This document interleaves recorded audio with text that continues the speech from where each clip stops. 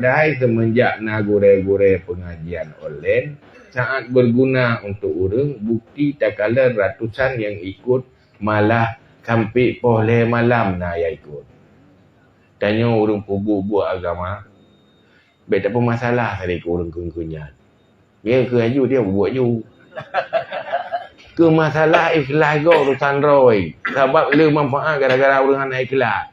Yang baik dia fikir dia semajid orang ikhlas tu. Ingat yang baru pelemah roh penderma dia tu semajid. Hana manfaat ke roh, nak manfaat ke kau? Man kena si manfaat, man ke roh tekan anak ikhlas. Sebab buat je, nak buat mana? Lagi buat, dua pun masalah.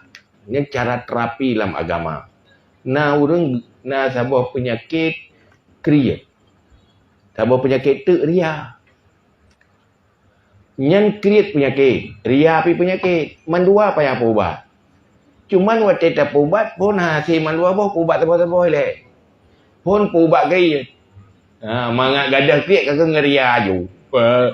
Baik igop agak tajuk ju be hana mau je jo duduk gadah ke roi kriya. Tinggal ate ka gadah kriya, tinggal dia ubat ria apa tu. Ya kan? Masalah gop ria ngai kelahnya Allah lebih cepuh pat ada pul hati yo. Ria-ria ke dia. Menggop ria ya. Tapi nak manfaatnya yang penting. Ya kan? Cuma lainnya bono lekat but nyo bak urang ri ria dan agamanya lekang bu urang ria. Kedrong hana manfaat, kegop manfaat. Kena si manfaat. Ya kan? Nyan ban. Cuman dia kita nyo yang ria-ria tak apa ikhlas kau tu menyobit ria kagak kun menan tak apa ikhlas. Apa masalah tu mah. Nombor doa saya apa ikhlas aku.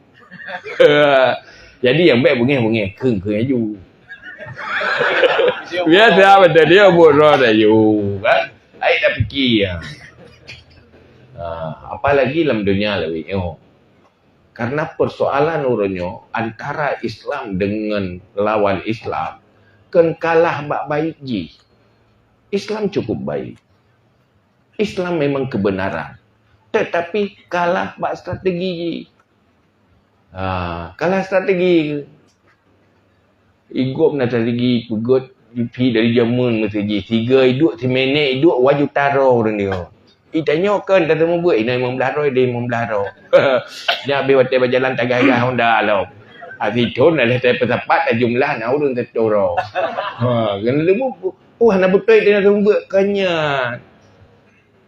Apa faktor pendukung?